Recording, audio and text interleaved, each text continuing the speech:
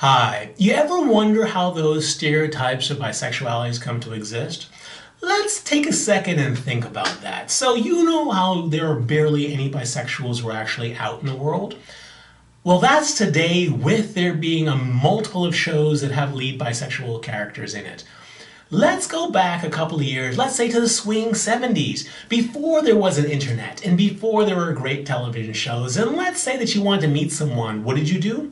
You went out to a bar. Sounds crazy, but it's true. And imagine yourself there, whether you're male or female, in your groovy 70s outfit, and you have a drink in your hand, and you're watching the people, and this woman approaches you and sits down next to you. And then she starts flirting with you, and as time goes on, she says, "Hey, you want to come back to my place and have some sexy time with me and my husband at the same time?" Oh my God! What's going on? Oh, wait, I think I've heard about this before. There was called a bisexual, that's it. I've never met a bisexual before. And this person's offering me a threesome. I think I understand it. Bisexuals like threesomes. Ding! Or let's say that you decide to go out to have lunch with a friend, a female friend, and she comes in and she's distraught. She's fighting back tears and she says, "Oh my God, I found my husband cheating on me. Oh my God, that's horrible. Yes, and even worse than that, it was with a man. I don't understand it. We've had such a great sex life for 10 years. And you stop and think, you know, I've never met one before, but I think her husband is this thing they called bisexuals. And he cheated. That must mean, since this is the only one I've ever met ever, all bisexuals are cheaters. Or let's say it's last year and some gay guy says, "Oh my God, I have something to tell you, I'm bisexual, oh my God!" And then 20 minutes later they come out as being gay. Yeah. One does not have to guess why it is that these stereotypes exist. If there is no other examples of something, let's say that you go to a beach 1,000 times and you look down on the sand and you realize the sand is sand-colored. Can anyone really blame you for thinking this picture is fake? But I can tell you, I'm from the Bahamas. I've been to that beach. The sand is literally pink. That's a real picture. But who could blame you for thinking it was fake because you have had no other examples in your life other than the ones that you've had? So the question is, whose fault is this? Is it the fault of the polyamorous person who only expresses their bisexuality when they're exploring their polyamory? Is it the fault of the cheating husband? Or is it the fault of the gay person who uses bisexuality as identity even though they know that this is real and that it hurts other people? If you ask me, I would say the fault is on none of those people, because all they're doing is being what there is. There's nothing wrong with being, let's say, polyamorous, and there's nothing wrong with being gay and being confused. And cheating, that's of course questionable.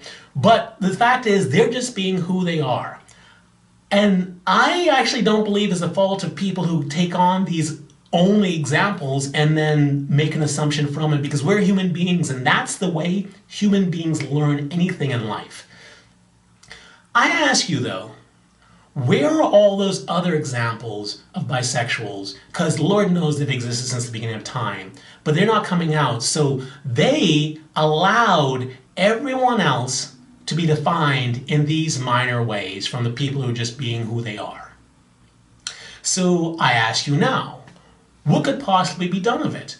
And you might think, oh, Alex is saying that everyone who is actually bisexual should come out and say that they're bisexual.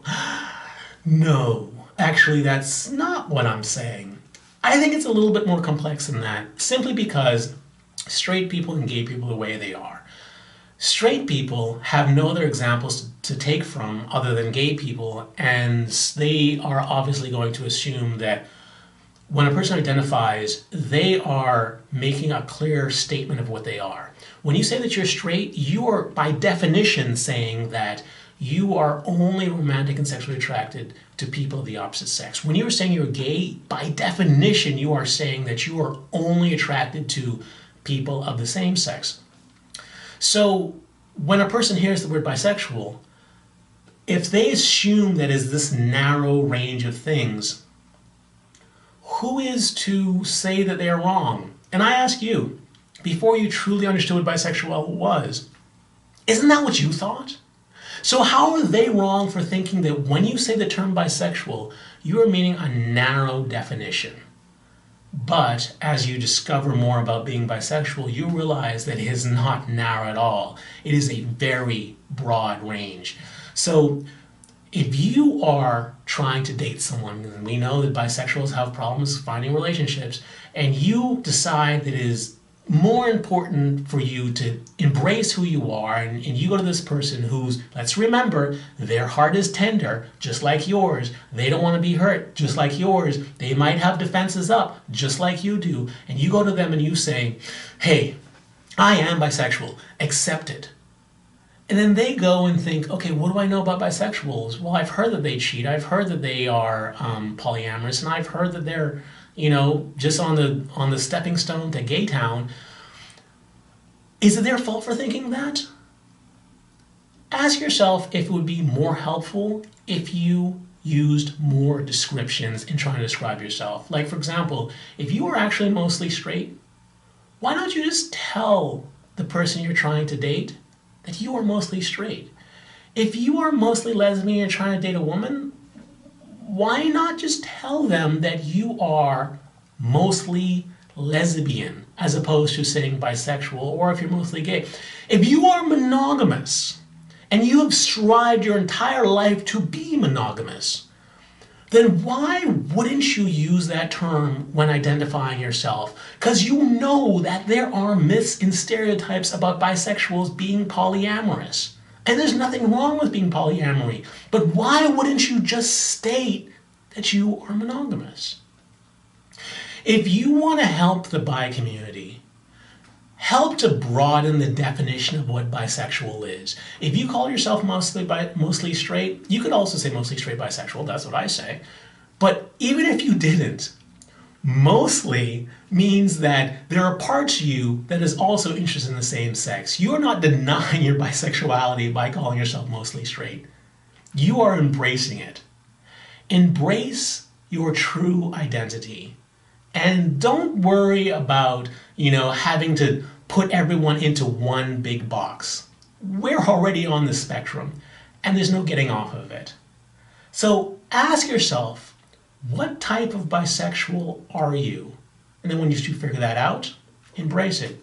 Maybe you're a Kinsey 3 bisexual. That's very cool. Maybe you're polyamorous. Cool. But if you are any on those either sides, express it. That's how you can help the community. That's how you can make sure that the next generation doesn't have to go through the same problems that we went through in our generation. That's how we make the community bigger, and that's how we make society better. That's it. That's the video. If you liked it, please give it a thumbs up and subscribe and share it. I do many videos on bisexual topic, but I don't do them on a regular basis. So if you want to know when a new video comes out, you have to click on that subscribe button, and then on that little button that says, let me know when a new video comes out. Until next video, stay cooler, my bisexual friend. Stay cooler. Bye.